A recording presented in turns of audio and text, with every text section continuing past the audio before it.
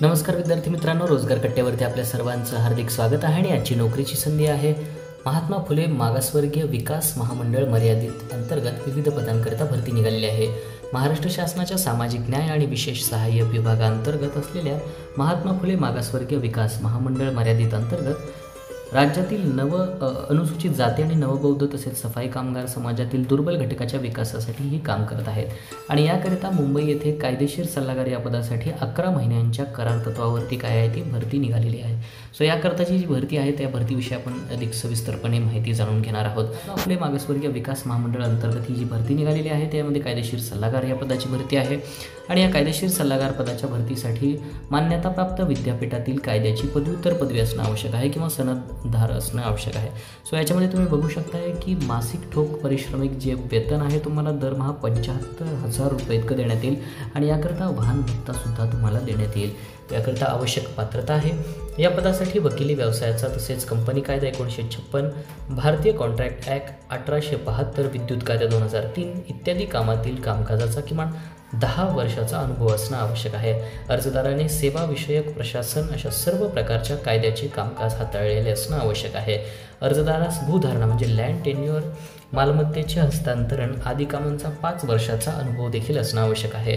अर्जदारासाठी मराठी, हिंदी आणि इंग्रजी भाषेचे ज्ञान हे असणं अत्यंत आवश्यक आहे। सो याच्यामध्ये तुम्ही पात्रता आणि जी काही कमाल वयोमर्यादा आहे सो त्या वयोमर्यादा आपण बघणार आहोत। सगळ्यात पहिले तो भारताचा नागरिक तसेच महाराष्ट्राचा आदिवासी म्हणजे डोमासाईल प्रमाणपत्र त्याच्याकडे असणं आवश्यक आहे आणि अर्जदार हा शारीरिक आणि मानसिकदृष्ट्या सक्षम असणं आवश्यक आहे। अर्जदारावरती कोणत्याही प्रकारचे फौजदारी गुन्ह्यामध्ये कोणतेही प्रकरण नसावं, प्रलंबित नसलं पाहिजे। अर्ज स्वीकृतीच्या शेवटच्या दिनांकाच्या वेळेस अर्जधारकाची जी वयोमर्यादा आहे ती वयोमर्यादा वयवर्ष 62 इतकी असणं 62 वर्ष असणं इतकी आवश्यक आहे आणि याकरता परिशिष्ट मध्ये ज्या काही अटी आणि शर्ती दिलेल्या आहेत त्यानुसार सगळ्या जाहीर करणं आवश्यक आहे। याच्यामध्ये अर्ज स्वीकाराचं शेवटचं तारीख जी आहे ते 31/12/2024 आहे। संध्याकाळी 5:30 वाजेपर्यंत तुम्ही ते अर्ज करू शकता। याच्यामध्ये ऑफलाईन पद्धतीने अर्ज करायचा आहे आणि कोणती कारणं न देता जाहिरातीमध्ये रिक्त पदांच्या संख्येमध्ये बदल करणे, भरती स्थगित करणे, रद्द करणे हे जे काही अधिकार आहेत ते संपूर्ण अधिकार हा महामंडळाकडे आहेत। याच्यामध्ये अर्जासोबत कोणी जे ओरिजिनल डॉक्युमेंट द्यायचे नाहीत, झेरॉक्सचे डॉक्युमेंट पाठवायचे आहेत आणि जो काय अर्ज आहे त्या अर्जचा फॉर्मॅट पण तुम्हाला आता खाली देणार आहे मी। त्यामध्ये मूळ कागदपत्र ज्यावेळेस तुमचा इंटरव्ह्यू असेल त्यावेळेस तुम्ही सादर करणं आवश्यक आहे। त्या अर्जासोबत झेरॉक्स सेल्फ अटेस्टेड स्वतःचे सह्या करायच्या आणि अर्धवट किंवा अस्पष्ट असतील, जास्त काळ्या झेरॉक्स असतील त्या चालणार नाहीत आणि मुलाखतीसाठी जर समजा आमंत्रित केलं तुम्हाला तर कोणत्या प्रकारचा प्रवास भत्ता, निवासी भत्ता देण्यात येणार नाही, स्वखर्चाने यायचं आहे। आता याच्यामध्ये इंटरव्ह्यू घेताना त्याचा अनुभव बघितला जाईल, त्याचं ज्ञान किती आहे, त्याचं कौशल्य आहे, त्याच्या मासिक परिश्रमामध्ये काय वाटाघाटी आहेत का, सो ह्या सगळ्या बघून त्याचं सिलेक्शन करण्यात येईल आणि जो जे काय अर्ज तुम्हाला पाठवायचा आहे तो कोणत्या पत्त्यावरती पाठवायचा तो पत्ता असा आहे: माननीय महाव्यवस्थापक प्रशासन, जुहू सुप्रीम शॉपिंग सेंटर, गुलमोहर क्रॉस रोड क्रमांक 9, JVPD स्कीम, जुहू, मुंबई 400049 या पत्त्यावरती टपालने कुरिअरने पाठवले आणि याच्यावरती तुम्ही ईमेलवरती सुद्धा सेंड करू शकता। mahatma.phule@yahoo.in या ईमेल आयडीवर तुम्ही शेअर करू शकता।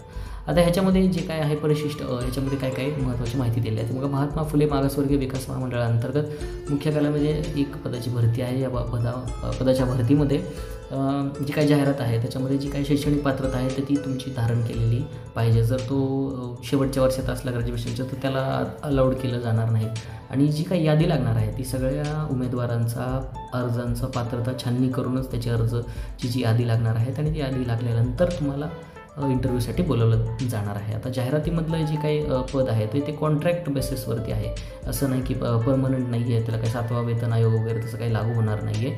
हे प्युअरली कॉन्ट्रॅक्ट बेसिसवरती आहे आणि 11 महिन्यांसाठी ते अवेलेबल आहे आणि यानंतर समजा जर वाटलं की तुम्हाला कंटिन्यू करायचं तर मात्र ते पुढं कंटिन्यू करू शकता।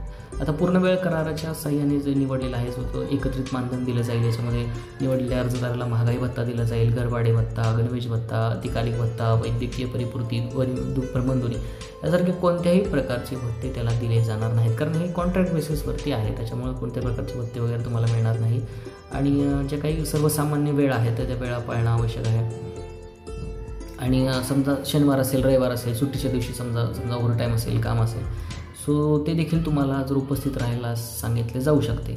तर त्याच्यामुळे तीसुद्धा तयारी तुमची आवश्यक असते. बायोमेट्रिक पद्धतीने उपस्थिती आहे, वहीमध्ये नोंदणी करणं पण गरजेचं आहे. आणि 8 दिवसापेक्षा जास्त वेळ जर गैरहजर राहिला तर मग कोणतंच मानधन त्याला त्या महिन्यातलं मिळणार नाही. सारख्या रजा त्याला मिळणार नाही. TDS वगैरे कोणत्याही प्रकारचं म्हणजे कपात केली जाईल त्याला, आणि त्याबद्दल मार्गदर्शन केलं जाईल. ज्याला जास्त मार्ग असतील गुणक्रमांकाच्या सहाय्याने त्याची निवड करण्यात येईल. कुठलाही रेफरन्स आणि दबाव तंत्राचा वापर ह्याच्यामध्ये चालणार नाही. आता ह्याच्यामध्ये काय आहे की परिशिष्ट ब मध्ये दिलेलं आहे असा फॉर्म भरायचा आहे, आणि या फॉर्ममध्ये तुमचा फोटो चिटकवायचा आहे, तुमचं पूर्ण नाव लिहायचं आहे, तुमची जन्मतारीख लिहायची आहे, तुमचा पत्ता आहे ज्याच्यावरती पत्रव्यवहार चालणार आहे तो पत्ता लिहायचा आहे, आणि त्याच्यामध्ये तुमचा मोबाईल नंबर पण लिहायचा आहे, ईमेल ID जो चालू आहे तो लिहायचा आहे, आधार क्रमांक, पॅन कार्ड, त्यानंतर अर्ज सादर केलेल्या पदाचं नाव काय आहे, तुमची शैक्षणिक पात्रता आहे, तुमच्याकडे कोणती कौशल्य आहे ते लिहायचं आहे, अनुभव कुठं काम केले आधी ते लिहायचं आहे, आणि इतर माहिती लिहायची आहे. आणि हे सगळं झाल्यानंतर तुमचं नाव आणि स्वाक्षरी दिनांक टाकून लिहायचं आहे. सो हे लिहिल्यानंतर जो काही पत्ता तुम्हाला सांगितलेला आहे त्या पत्त्यांवरती जाऊन हा पोस्टाने सगळे डॉक्युमेंट्स पाठवायचे आहेत. त्यानंतर तुमची यादी लागली जाईल, आणि ती यादी लागल्यानंतर तुम्हाला इंटरव्ह्यूला बोलवलं जाईल, आणि तुमचा इंटरव्ह्यू जर समाधानकारक झाला तर तुमची फायनल लिस्ट लावली जाईल, आणि त्यामध्ये तुमचं सिलेक्शन झालं असेल तर त्याबद्दल तुम्हाला कळवलं जाईल.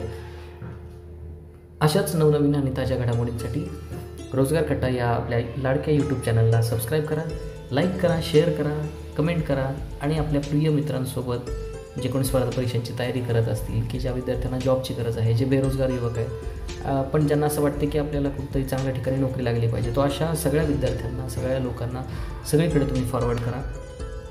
धन्यवाद.